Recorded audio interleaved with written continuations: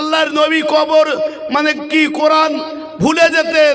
আল্লাহর নবী তিনি নেকির পাল্লা ভারী হবে না গুনার পাল্লা ভারী হবে, তিনি কিয়ামতের ময়দানে মহাশরের মাঠে মিজানের পাল্লার কাছে দাঁড়িয়ে ফাল ফাল করে তাকিয়ে থাকবে। জোরে বলুন নাউজুবিল্লাহ, আস্তাগফিরুল্লাহ।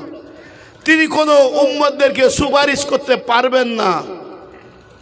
ভাইজান, আজকে ইসলামটাকে বিশেষ করে কোন জায়গায় নিয়ে যাওয়া হচ্ছে, আর বিশেষ করে আমার এই যুবক ভাইদেরকে বলছি, হাতে না ধরে পায়ে ধরে এই ইন্টারনেট ওয়ালা মোবাইল যেসব ভাইরা ব্যবহার করছেন, আজকে শুধু লম্বা ডিগ্রি দেখে কেউ মিশর থেকে পড়াশুনো করেছে, কেউ কাতার থেকে, কেউ জর্দান থেকে পড়াশুনো করেছে। আমরা এইটা দেখেছি, সুন্দর কোকিল কণ্ঠ, সুমধুর ভাষী দেখেছি, কিন্তু তার আখলাক, তার ব্যবহার, তার চরিত্র দেখি নাই।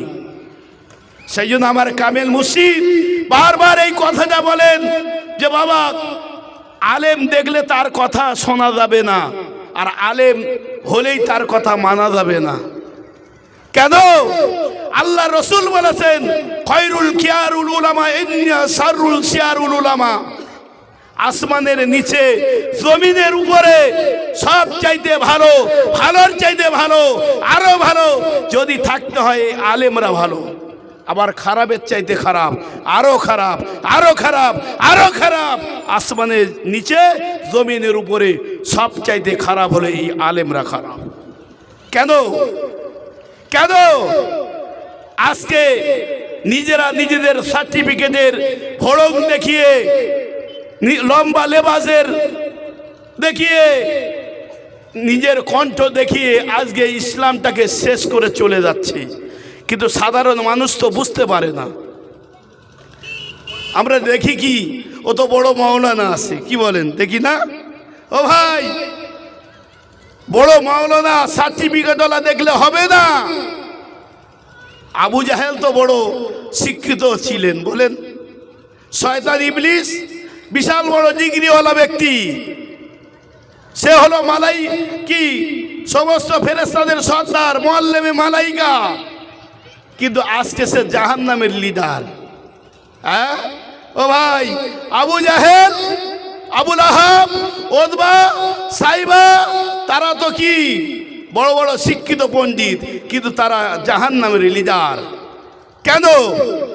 আজকে সেই হাফসি দেশের কালো বেলাল, কেনা বেলাল, কিতদাস বেলাল, সে নবীর কাছে আসার পরে নবীর আখলাক, নবীর ভালোবাসা, নবীর চরিত্র গ্রহণ করে সে হলো বিশ্ব মুয়াজ্জিন। জোরে বলুন। আর আবু জাহেল, আবু লাহাব, উতবা, সাইবা আল্লাহর নবীর ঘরের মানুষ, পাশের মানুষ, তারা আল্লাহর নবীকে মানতে পারল না। না মানার কারণ তারা আজকে কি হলো? জাহান্নামের লিডার।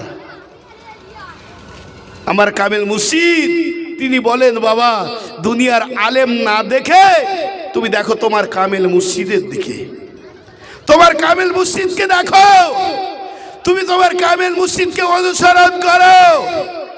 যদি তুমি তোমার কামেল মুর্শিদকে ভালোবাসতে পারো, তোমার কামেল মুর্শিদকে তুমি তোমার মহব্বত করতে পারো, তাহলে তুমি জেনে রেখো আল্লাহ রসুলের মহব্বত তোমার দিলের ভেতরে এসে যাবে। কিন্তু আজকে আমরা কি দেখি? আমরা দেখি কামেল মুর্শিদকে দেখি না, আমরা দেখি সার্টিফিকেট, কার কত ডিগ্রি আছে। হ্যাঁ, কে কত সুন্দর করে কেরাত পড়তে পারে, কে কত সুন্দর জামা পরতে পারে, কে কত সুন্দর ব্যবহার, এইটা দেখি। কিন্তু ভাইজান, আজকে নিজেকে পরিবর্তন করতে গেলে কাকে থেকে করবে? আলেম তো ওই ব্যক্তি, আলেম হলো ওই ব্যক্তি যার ভিতরে কি হয়? মৃত্যুর ভয় আছে, কবরের ভয় আছে, জাহান্নামের ভয় আছে, জান্নাতের আশা আছে।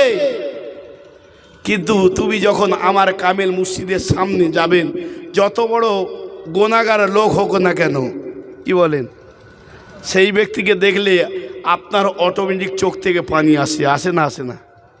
মৃত্যুর ভয় আসে না? আসে না? কবরের ভয় আসে না? আসে না? আমলের কথা মনে হয় কি হয় না? কিন্তু আমাদের মতো আলেমদের দেখলে কি কবরের কথা মনে হয়? কি বলেন? আমাদের দেখলে কি কবরের কথা মনে হয়? মৃত্যুর কথা মনে হয়? হয় না। কেন? আমাদের ভিতরে সেই জিনিস নাই। শুধু আলেম বলে দাবি করে বসে আছি। आलेम हुआ तो क्या हुआ जिसके आमल नहीं, फूल हुआ तो क्या हुआ जिसका खुशबू नहीं। आलेम है की है आलेम होली तुम की एत दामी हो गेছে আল্লাহর কাছে তোমার সার্টিফিকেট দেখে বিচার হবে না, বংশ দেখে বিচার হবে না, লম্বা ডিগ্রি দেখে বিচার হবে না, লম্বা লেবাস দেখে বিচার হবে না। আল্লাহর কাছে বিচার হবে একমাত্র কে কতটা তাকওয়া অবলম্বন করতে পেরেছে, কে কতটা আল্লাহর ভয় করতে পেরেছে। আমার কামেল মুর্শিদ সেই কথাটাই বলেন, তোমরা কি করো? বেশি বেশি তাকওয়া অবলম্বন করো। বলে কি বলে না? বেশি বেশি পরেশগারি করো, হালাল রুজি খাও, 5 ওয়াক্ত নামাজকে বিনা কাদায় আদায় করো, সুদ মুক্ত জীবন তৈরি করো, এই নুরানি কোরআনি রহমানি ওজিবা আমল করো। কেন এ কথা বলার দরকার? কি দরকার ছিল? আজ কি দরকার ছিল? ও ভাই, আজকে তাম পৃথিবীতে দেখেন সমস্ত ব্যক্তি একটা দিকে, আর আমার কামেল মুর্শিদ হযরত মাওলানা সুফি মুফতি আজান গাছি রহমাতুল্লাহ আলাইহি তিনি হলেন একটা দিকে। কি বলেন? সবাই একটা দিকে, আর আমার কামেল মুর্শিদ একটা দিকে। কেন? সবাই দেখছেন, আমি এই গত কয়েকদিন আগে এক জায়গায় গিয়েছি, তা যাওয়ার সময় দেখি একজন বক্তা বক্তৃতা দিচ্ছে। সে বলছে, কে বলেছে যে ওয়াজ করে টাকা নেওয়া যাবে না? যারা নেয় না তাদের কথা বাদ দাও, আমি লিখছি, আমার যদি পোষায় লাও, না হয় না লাও, আমি তো তোমার জোর করিনি। তা লোয়া যাবে না কে বলেছে? তা আমি শুনে একটু মনের মধ্যে চিন্তা ভাবনা করলুম, আজকে আমরা লোয়া যদি যায়, টাকা কন্ট্যাক্ট করে ওয়াশ করে যদি কন্ট্যাক্ট করে টাকা যদি লোয়া জায়েজ হয়, তাহলে আজকে আমরা না জায়েজ করে কি নিজের লস করে চলে যাচ্ছি কেন? কি বলেন আপনারা? হ্যাঁ, আমি তো চাইলে তো এখানে আপনাদের কাছে এসেছি, আপনারা পারলে আমি যদি বলতাম 10,000 টাকা দিতে হবে, আপনারা দিতেন না? কি দিতেন না ভাই? দুপুরে এক জায়গায় ধরে ছিলাম, সেখানে চাইলে 10,000 টাকা দিতে পারত, কিন্তু আজকে লস করে চলে যাচ্ছি কেন? শুধু এখানে নয়, আজকে হাওড়া, হুগলি, মেদিনীপুর, বর্ধমান, বাঁকুড়া, বীরভূম, মুর্শিদাবাদ, বাংলাদেশ, নেপাল করে লস করে চলে যাচ্ছি। কি দরকার? ও ভাই, যদি টাকা নেই, দুই বেলা টাকা নেই, কমপক্ষে তো 20,000 টাকা, তা মাস গেলে তো 7,000 টাকা। আজকে যখন বাড়ি যায় তখন ছেলে একবার বলে আব্বা এই দাও, মেয়ে বলে ওই দাও, কিন্তু টাকা খুঁজে বার করতে গেলে খুব কষ্ট লাগে। কেন? ও ভাই, আল্লাহ তাআলা কাল কিয়ামতের ময়দানে মাহশরের মাঠে আমার মতো আলেমকে ডেকে জিজ্ঞাসা করবেন, ও মাওলানা সাহেব, আমি তোমাকে যে ইলমের জ্ঞান দিয়েছিলাম তুমি আমার জন্য কি করেছো বলো? আমি উঠে দাঁড়িয়ে বজ্রকণ্ঠে বলবো, আল্লাহ, আমি ওই হোমড়া গ্রামে গিয়েছিলাম, এত সুন্দর করে নসিহত করে এসেছি, আমার কথা শুনে মানুষ দেওয়ানা মস্তানা হয়ে গিয়েছে, পাগল হয়ে গিয়েছে। আল্লাহ তাআলা ওই সময় বলবেন, ও মাওলানা সাহেব, তুমি তো যা কিছু করেছো সব তোমার জন্য। কিরকম ভাই?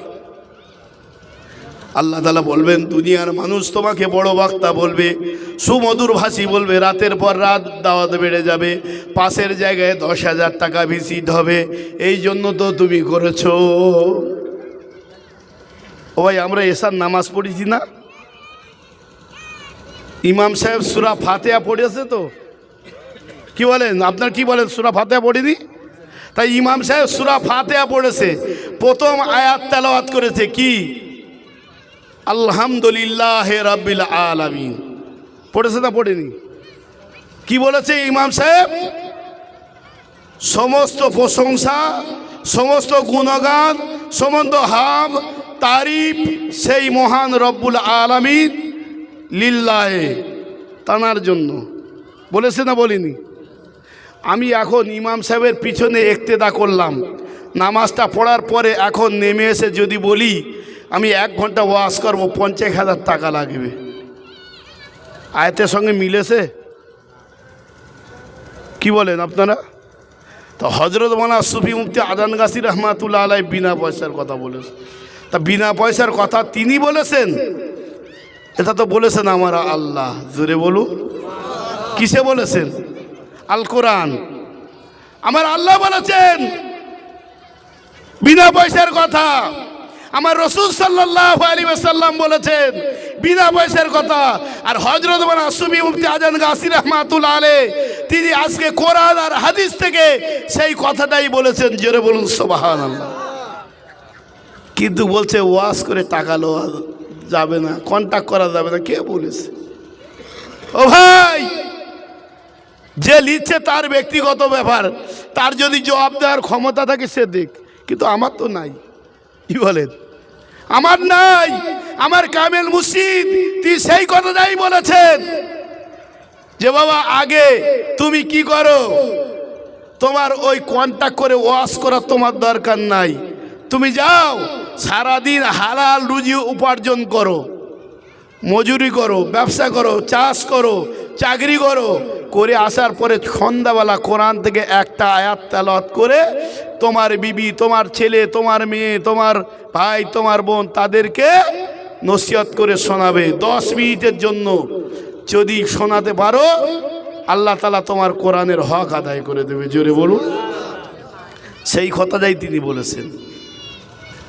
ঘরটাকে জ্বালাওয়া বাতি, ঘর অন্ধকার করে আর বাইরে বাতি জ্বালাচ্ছি সুন্দর কণ্ঠ দিয়ে।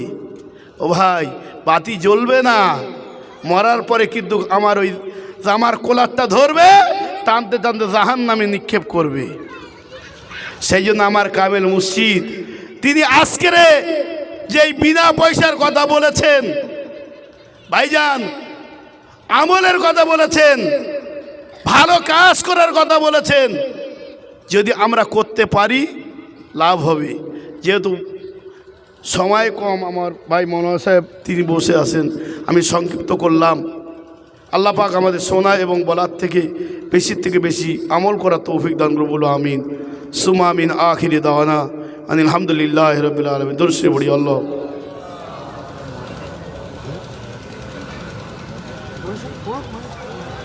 দরুদ পড়ি আল্লাহুম্মা।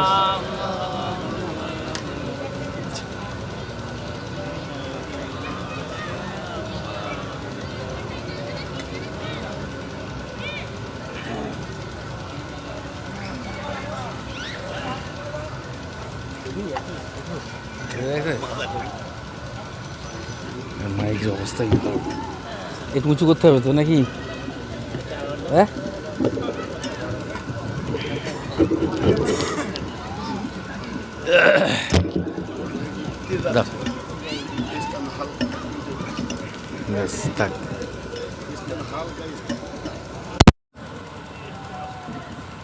আসসালামু আলাইকুম ওয়া রাহমাতুল্লাহি ওয়া বারাকাতুহু। সবাই ভালো আছেন তো? আলহামদুলিল্লাহ। আপনার দোয়া, আল্লাহর রহমতে কামেল মুর্শিদের দোয়া আছি।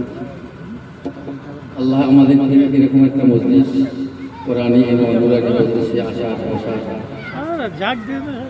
সৌভাগ্য দান করেছেন। শুকরিয়া আদায় করি আলহামদুলিল্লাহ। সকল বলি আলহামদুলিল্লাহ।